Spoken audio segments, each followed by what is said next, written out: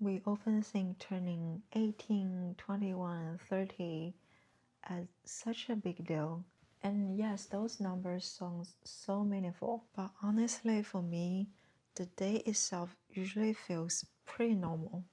I don't even remember doing anything crazy or big parties for those milestones. But since I started documenting my life recently, this feels like a perfect time to reflect on what I've learned in my 20s in terms of relationships, growth, and how I see myself. I think someday when I look back to this, it definitely means something to me. So I first came across this idea online. It says filter it instead of fixing it. And I think it really got me. This philosophy is used for any kinds of relationship like love, friendship, or even at a working environment. Like sometimes we just spend ourselves trying to please others, or we try to reshape someone to fit what we want. But that kind of effort didn't build something sustainable. I don't want to say this, but people don't really change easily, at least not after a certain age, I guess. Sure, big events can shift someone's mindset, but for most of us, especially close to 30, our values and habits are shaped by everything we went through. So if you are in a right relationship, it shouldn't feel like you are constantly fighting to make things work. And don't get me wrong, I don't mean that you should only stay with people who match you perfectly. We all know that's not possible. What matters is the overall big picture alignment, like the values, lifestyle, and how you see things, and especially the things we cannot compromise on. For example, my ex and I are probably 40% match. We did have sweet moments, but in order to have a comfortable long-term relationship, let's say we want to be a 80% matched couple, then we need to put in the extra 40% effort, and that became really exhausting for both of us. But if next time I choose to be with someone with 70% match with me, then we only need to bridge that last 10%. Then we are probably happy for most of the time.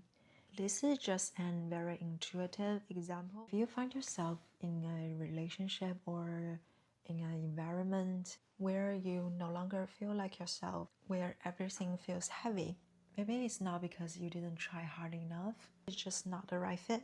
Maybe it's a time to be more aware and choose consciously instead of holding on and trying to change someone else.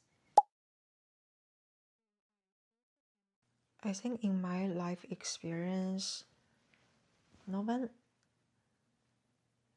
ever taught me how to face the failure wisely. People usually say things like, it's okay, you already did a good job, you'll do better next time, he didn't deserve you. In those upset moments, maybe we'll choose to go out, have some drinks with friends, go shopping, do whatever to fill our days just to distract ourselves. Then I think just all of a sudden I realized that sadness didn't just disappear. It just hides. No matter how you try yourself to get busy, it jumps back and takes over on my mind. Then I realized I always trying to escape from it. I used to treat those emotions like the problems that I need to fix. But the more I push it away, the louder it became. Now I try to look at it differently. I ask myself why I have this feeling. Why does it hurt me so deeply?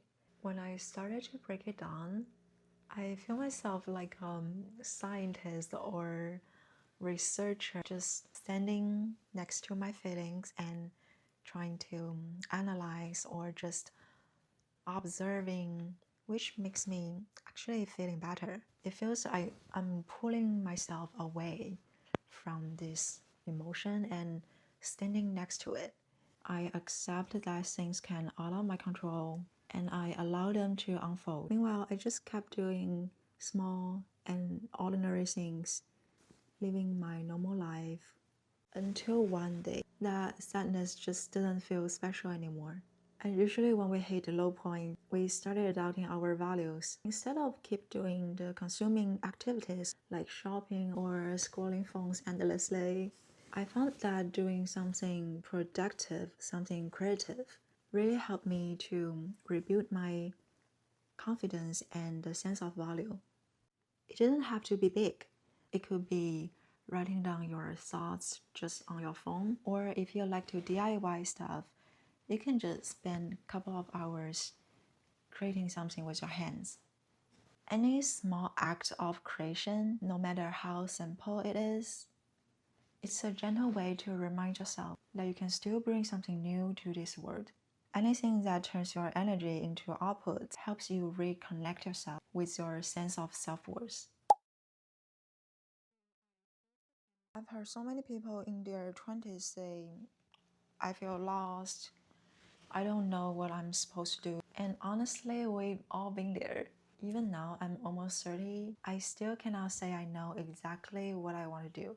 But through all the things I've tried, I've learned that what didn't fit me, and that's already valuable. I studied arts for several years, a quite long time. But before the graduation, I first time know that the STEM major actually better for finding a job. And there is a major called UX and UI design, which refers to the user experience and user interface design. And I looked into it, I found myself kind of like it. And by that time, it's also during the pandemic.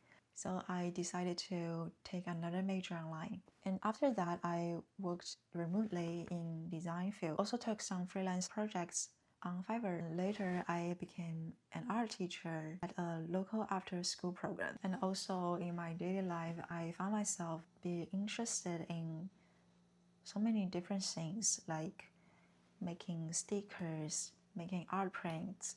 I even fallen in love with clay crafts and crochet for a while. But from a mainstream perspective, I haven't achieved much yet, but I never think all those years are wasted. Even though I didn't seem like to be successful in one thing, each of my experience was still so meaningful to me and fun.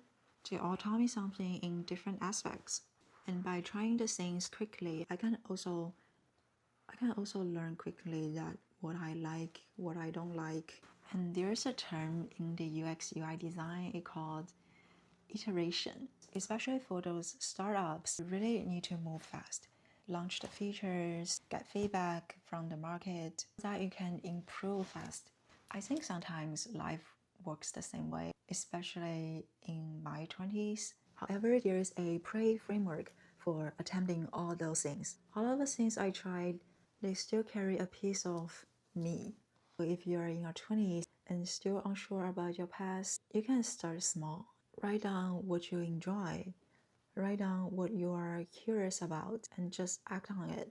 You don't have to wait for a perfect plan. No one have perfect plans. Sometimes you just feel that life is pushing you forward and somehow you just already make it work. I was never really good at math. And I used to think finance, no thank you, that's not my thing. My brain would just tune out whenever people talk about it. However, I kind of labeled myself as someone who just didn't understand finance. And I think for me, to learn investment, it's really more about building this mindset, understanding how compound growth works, and learning to think long term. When I started to do small and consistent investment, it actually helped me control my impulse to buy stuff. It made me more aware about how I spend the money. When I started to learn about the basics of invest, I also find myself worrying less about the random things.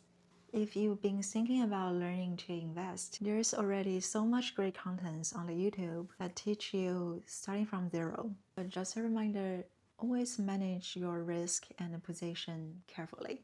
Well, I can honestly go on and on forever for this video. There are so many thoughts jumping to my head.